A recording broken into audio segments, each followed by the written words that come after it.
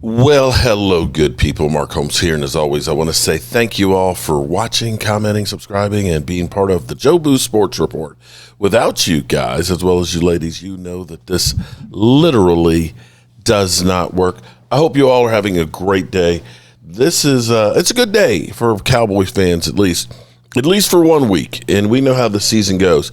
I wanted to, before I got out of here, hear what they had to say this morning on Get Up, okay? Because, you know, they always trash Dak Prescott and so on, and so I wanted to see what they have to say. Let's go to the tape. Aiden Daniels is at risk of doing the same as they head into the teeth. Cowboys clean and sensational on offense, and they get themselves a very impressive win. Dak has 4 straight games with 3 passing touchdowns and no interceptions. That's the second longest streak in NFL history.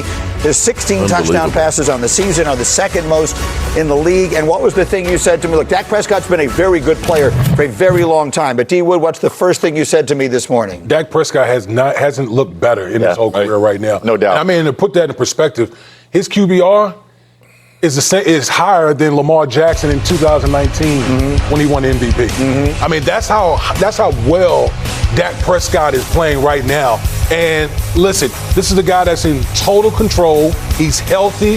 He's seeing the field.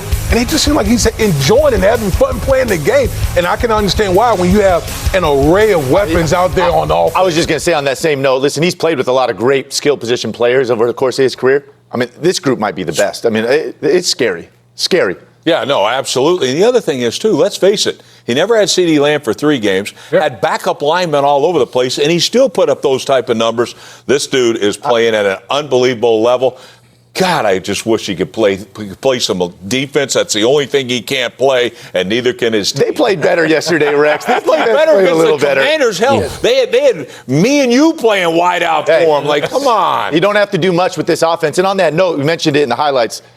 Listen, it was great to see CeeDee Lamb back. I mean, obviously, he's a premier, one of the best receivers in football.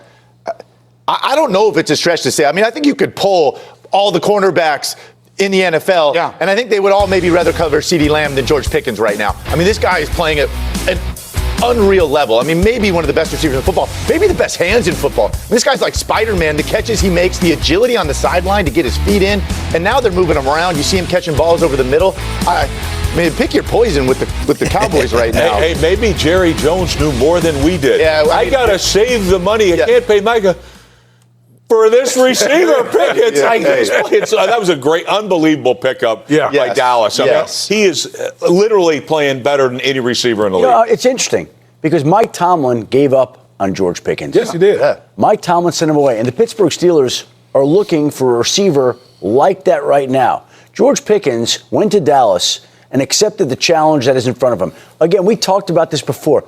If he has this kind of year and focuses on what's at hand, the money that's out there for George Pickens, the money he can make this year is bonkers.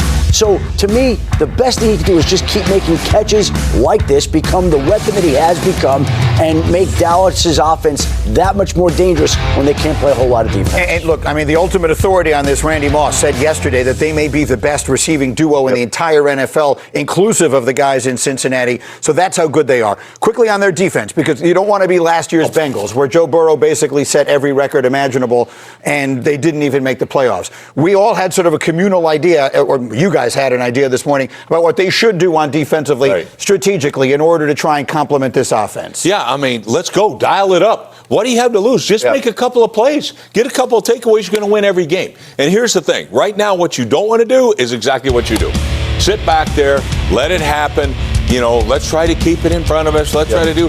Nah, I mean, hell, don't let guys just go down the field on your, march it all over the place. Right. Look, they played better yesterday. Well, hell yeah. They got no receivers over there in Washington. Right. So they did play a little better. But if you, right now, it would be a darn shame to have a Super Bowl caliber offense, like back in the heyday of Aikman, Smith, Irvin, and all them. That's the kind of offense you have. Yeah. Play a little bit of defense, for goodness sake. Yeah, I think they definitely need to flip a character. Matt Eberflus, their D coordinator, is traditionally a lot of zone. It's very soft. Like, you want to be the exact opposite, I think, at this point with this offense. You know, gamble, be aggressive. If you make 1 or 2 plays in a game, you make 1 or 2 stops with this offense, you're going to win almost all the time. Alex, the least amount of man coverage played in the National Football League is played by Dallas. So we think they need to change that up and do it. Well, that was an exciting room in there, and they should be excited. Obviously, every Cowboy fan should be excited how that defense played. And they really did some impressive things out there. Credit goes to head coach, who spent a lot of time on that side of the ball this week, along with Flus, and making adjustment. Certainly gives us a lot of hope as we look to the future as to how this defense can play as we evolve. It looks like we came out pretty clean on injury. And, of course, I cannot say enough about Dak Prescott. He played throughout the game. It really was the confidence throughout the game that he demonstrated that make you think we were there all the time. So, big win. Jared, what can you say about the offense with a healthy CeeDee Lamb and George Pickens? What is the ceiling for this offense? Well, it gives Turp a lot of openness, doesn't it, when those 2 guys are out there? I'm kidding. But obviously, the fact that George has been able to really establish himself in Lamb's absence, both with confidence, himself, his teammates, coaches. Now that gives what he can bring to the table with Lamb, with what we're doing in our running game. I thought, I don't want to take anything away from Washington and how they can disrupt, but I thought that was one of our best offensive outings out here in several years. With Pickens and Lamb, have you had a better wide receiver duo at any time? Well, we've had, I don't want to take anything away. I saw Dez going down through there. Don't want to take anything away from those guys. Don't have to, all of them. But I will tell you, Lamb's ability to really make the difference on an offense. Now, Pickens is got that ability as well.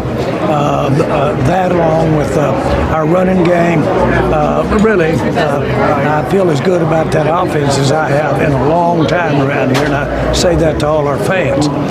What I am excited about is that we did make and have made adjustments. We'll continue to make adjustments. We do have personnel coming that will be coming, and being a part of that defensive personnel, we got a chance to evolve into the kind of team that our fans deserve. Jerry, you said you would go into a foxhole with Matt Eberflus earlier this week. What did you see from him this week as he adjusted, and why did you want to go into a foxhole? Well, I will tell you that, first of all, he before this, he's the kind of guy you want to be in. He exudes confidence. He exudes confidence to the players. And I was proud of the way he, as well as Brian, worked together to come up with that game plan. Obviously, we have a lot of respect for Washington and what they're capable of doing. And so I think you saw maybe a little bit of an example of how to get your nose bloody one week. That was a disappointing loss last week, and come out here and learn from it. And I think our bunch did. Okay, there we go. All right. Thoughts? Will the Cowboys make any moves? That's the big question that we have to ask with Jerry Jones. Will they make any moves to trying to literally make this team a contender? Right now, you're an okay team. You're average, but you're looking up right now at a lot of teams. I don't know if we need to look at the Bears and Carolina that have 4 wins and say, maybe they're better than we thought they were. But I think you still have to do some things to try and really solidify this team. Alrighty, good people. As always, I appreciate you. Peace out.